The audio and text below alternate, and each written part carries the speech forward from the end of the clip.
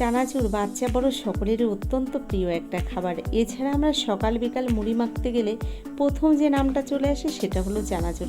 তো বন্ধুরা, আজকে নিয়ে এলাম চানাচুরের একটা রেসিপি। একদম ঘরে থাকা অল্প উপকরণ দিয়েই আমি আজ তৈরি করে দেখাবো এই চানাচুর। তো দেখুন চানাচুরটা কিভাবে বানালাম, কি কি ব্যবহার করলাম। ছোট্ট একটা ভিডিও, প্লিজ কেউ স্কিপ করে দেখবেন না, সঙ্গে থাকুন, দেখতে থাকুন। নমস্কার বন্ধুরা, আশা করছি হয়তো সকলেই ভালো আছেন। টিয়ার রান্নাঘর থেকে আমি তন্দ্রা আজ আবার নিয়ে এলাম নতুন একটা রেসিপি। দেখতে থাকুন আমার সম্পূর্ণ ভিডিওটি, আশা করছি ভালো লাগবে। চলুন তাহলে রেসিপিটি শুরু করা যাক। আজকের রেসিপিটি তৈরি করার জন্য প্রথমেই দেখুন 200 গ্রাম মটর ডালের বেসন আমি চেলে নিয়েছি একটা বোলের মধ্যে। এর মধ্যে দিয়ে দিলাম আমি স্বাদ মতো লবণ আর একদম অল্প পরিমাণে একটু ইয়েলো ফুড কালার।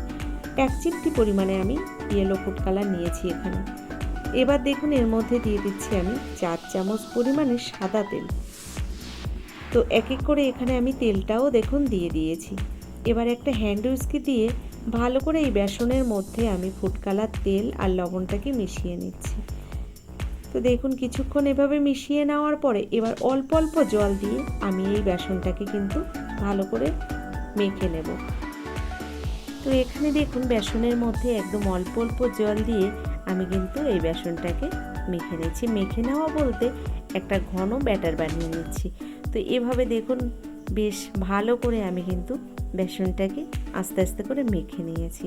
আর আপনারা দেখে বুঝতে পারছেন সুন্দর একটা কালার হয়েছে এই কালারটা দেওয়ার কারণে।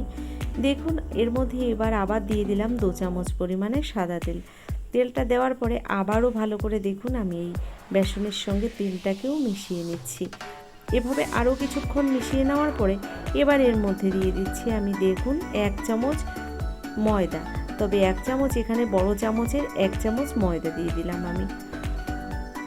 এখানে কিন্তু 4 চামচের 1 চামচ ব্যবহার করিনি আমি। এটা একটা হাতার মাপে 1 হাতা ময়দা এখানে দিয়েছি। ময়দাটা দেওয়ার পরে ভালো করে মিশিয়ে নিয়েছি বেসনের মধ্যে। তারপরে আবারও 2 চামচ সাদা তেল দিয়ে দিলাম।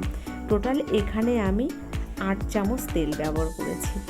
তো দেখুন এখানে ভালো করে আমি এই ব্যাটারটাকে কিন্তু এভাবে হ্যান্ড উইস্ক দিয়ে ফেটিয়ে নিচ্ছি।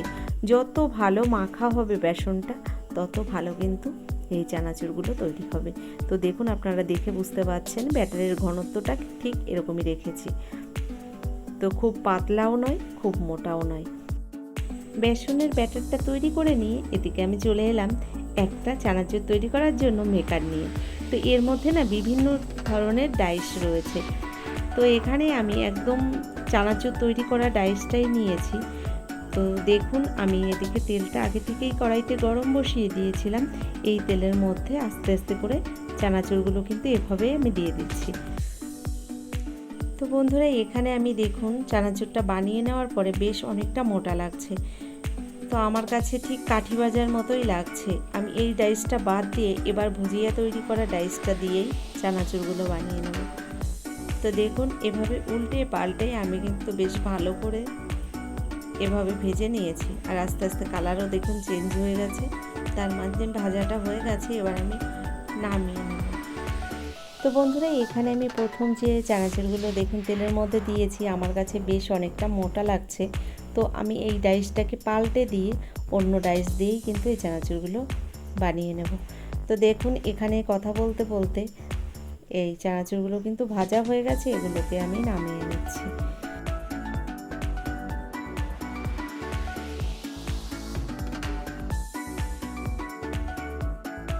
তো বন্ধুরা প্রথম ব্যাচের চানাচুরগুলো ভেজে নিয়েছি। এবার দেখুন আমি একটু সরু ডাইস দিয়েই এই চানাচুরটাকে বানিয়ে নিচ্ছি। আপনারা দেখে এবার বুঝতে পারছেন।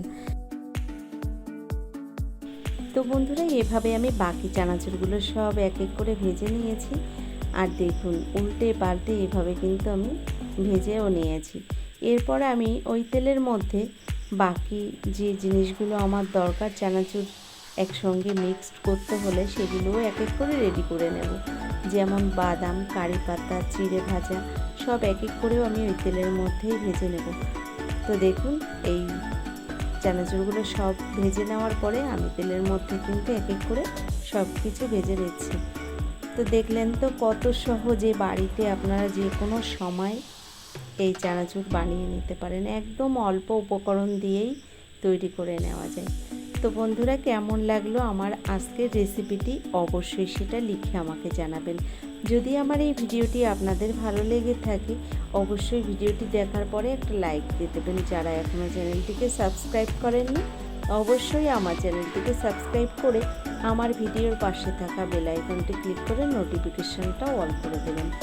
আর এরকম নিত্য নতুন ভিডিও পাওয়ার জন্য অবশ্যই আমার চ্যানেলটিকে সাবস্ক্রাইব করে নেবেন। যারা আমার ভিডিওগুলো ফেসবুক থেকে দেখছেন অবশ্যই আমার পেজটাকে ফলো করবেন।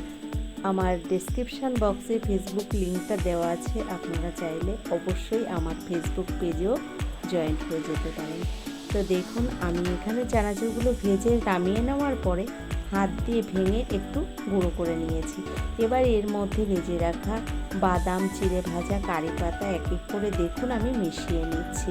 তো এভাবে ভালো করে হাত দিয়ে একটু মিশিয়ে নেওয়ার পরে এর মধ্যে দিয়ে দিলাম স্বাদ মতো বিট নুন। তো বিট নুনটা দিয়ে দিয়েছি আর দিয়ে দিলাম এর সঙ্গে কিছুটা লঙ্কার গুঁড়ো। এবার দিয়ে দেবো একদম অল্প পরিমাণে একটু গরম মশলা গুঁড়ো। জাস্টটা তৈরি হয়ে গেল আমার মশলাদার চানাচুর ভাজা। এবার হাত দিয়ে ভালো করে মিশিয়ে নিলেই রেডি। ধন্যবাদ ভিডিওটা দেখার জন্য।